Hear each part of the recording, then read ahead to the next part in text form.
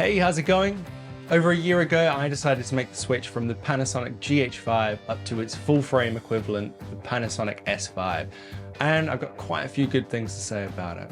Number one is being full frame. You know, initially I didn't really think much about this. Like, I kind of liked the look of a micro four thirds sensor. I never really saw the point in upgrading. But once I did, and I went on that first job with this camera, I kind of like shit myself how good it looked. Like, there's something about the look of the full frame image that when you go back to look at it in your editing suite, it feels like you're shooting on a bloody IMAX camera in comparison. There's something about the way the depth of field works in full frame where you can really get, it's got a really unique look to it that I just can't recommend enough. Number two is crop mode. I know a lot of people, there's the debate with video if you should get like something that's super 35 or you should go full frame. The good thing about this is that it actually gives you options to have both. With this camera, you can crop in 1.5 times to a super 35 sensor. This basically means that you get both in one package. I find the biggest benefit of this is that it really doubles up the versatility of your lenses. You can run around with that 50mm prime on, and if you want, you can additionally crop in and essentially gives you 2 focal lengths in one. I mean, additionally, this works really great with zoom lenses too. If you want just that little bit extra reach, you can punch in that extra amount. I have noticed that when you do crop into Super 35, the image isn't as nice. I think this is to do with the fact that the noise gets a lot bigger and it's a bit more noticeable. However, I will say that this is something that I don't really notice that often unless I'm shooting in kind of like tricky scenarios such as like low light situations. Now you can access this APS-C/Super 35 crop mode through your camera settings, or what I've done is actually mapped it to a button on the front of my camera. So literally as I'm going around filming, I can just press the button, crop in, get that extra focal length, and then go straight back out within seconds. Number 3 is the dual ISO function. So if you don't really know what that is, on a camera, you've got a native ISO. This gives you the best possible looking image without any kind of noise and the most amount of dynamic range. On the Panasonic S5, it's at 640 when shooting in Vlog, and traditionally this is something I like to stay at, but there are times where you need more light and you can't, increase your aperture or do anything like that. So you've got to boost that ISO. Cool thing is that this actually has a second native ISO at 4000, meaning that you can boost this camera all the way up to 4000 and it's still going to get a really, really nice clean image. In fact, it looks like kind of fucking insane when you like boost it up and you get to 3200 and you can see a bit of noise, and then you switch it over to 4000, all just clears up. It's like absolutely mind-blowing. To be honest, most of my shoots, I kind of keep it up at 4000 ISO with an ND filter always on. So that way, if I need to, I can just use the ND filter to control my exposure and I don't have to worry about anything going on. Number 4 is just the overall image quality. There's something magic about Panasonic's color science where every time I shoot something and I go back and put it into my editing software, once I start color grading that, I just kind of like am blown away every time. There's something about the way the colors are that just look so fucking good. I could not get over it enough. I mean, like, take a look at this headshot. This was shot run and gun with natural light. All I had was a bit of darkness from a shed, giving that shadow side over. And I mean, look at that. I mean, it looks fucking amazing for just something that you can just shoot without any lighting. In fact, anything you really point this thing at looks bloody amazing. I mean, like, look at this. Like, here's a shot of just like a microphone. No lighting used. Here's a shot of like look at this. Here's another, like, do you just point at anything? Look at that. Why the hell does that look so good? You tell me. I don't know. But Panasonic, whatever you're doing, keep doing it because I love it. And that brings me on to using kind of a log profile as well. So this camera has the full Vlog. Basically, if you don't know what Vlog is, it's like a log profile. So when you go onto it, the colors don't look baked in. It looks like very kind of gray. And it does require you to color grade the footage in post-production. But in return, you get a much higher dynamic range.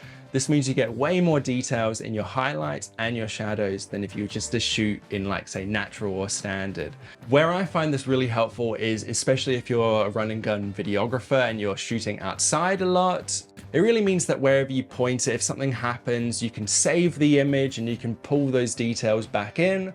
Or just in general, if you've got a really bright scene, like on a harsh sunny day, it means you're still going to be able to see everything going on. You're not going to get stuff being blown out, and it's honestly been the biggest improvement I've ever seen to my video work. There's something about like the amount of dynamic range you get. You can point this in the sun, in the shade. You're still getting so much detail. And that being said, it made me really like color grading now. I actually really enjoy going in and color grading it all to seeing what sort of different looks I can make. Number 5 is the lens choice. Initially, I kind of was a bit scared away by the L mount lens. I kind of thought like, yeah, like there isn't really much stuff there. There's not really any third-party options. But I mean, that being said, all the L mount lenses I've tried have been like honestly gorgeous. Even the kit lens, the like 20 to 60 f3.5 to 5.6, like looks amazing. I use it all the time. At the moment, I currently have 3 lenses, which is the kit lens. I've got the 50mm prime 1.8, and I also have the 24 to 105mm f4. All by Panasonic, all incredibly good lenses. The kit lens is great. It gives you a really nice focal length. That wide angle at 20mm, I think is like the perfect wide angle length because you don't get too much of that like barrel distortion, but it gives you like a really wide and immersive image. The 50mm 1.8 prime is also amazing. The images that come out of this just look incredible. I really love the amount of separation you can get if you need, plus being able to go to like f1.8 in combination with that 4000 ISO. It means you can really do some like proper low light stuff that I think like it looks as good as, you know, these Sony cameras. Finally, that 24 to 105mm, what a fucking game changer that thing is. Like, honestly, the amount of range you get from that, being able to go from 24 all the way to 105, it's such an incredible range. And, you know, I always thought like f4, you know, that's kind of a bit low. But on these full frame cameras, you know, if you're zoomed in, you're on f4, like you're getting separation. On top of that, it doesn't really matter about needing more light in, because for everyday run and gun videography, I mean, like I said, you can boost that ISO up to 4000. You're going to get a really clean image. That looks great. You don't really need something that's f2.8 or like f1.8 always. Number 6 is just the Panasonic stabilization. I mean, you know, if you use the GH5, you know, Panasonic stabilization is just like insane. I love it. It really just removes any of those micro jitters. And I mean, I will say that it's not as good stabilization on the S5 as the GH5, but it still works fantastic. I will say with that 24 to 105 lens, you do get an additional dual stabilization switch, which helps a lot. I mean, it means you can literally punch into like 105mm. I mean, you can even use that crop mode and punch into like 150 or whatever.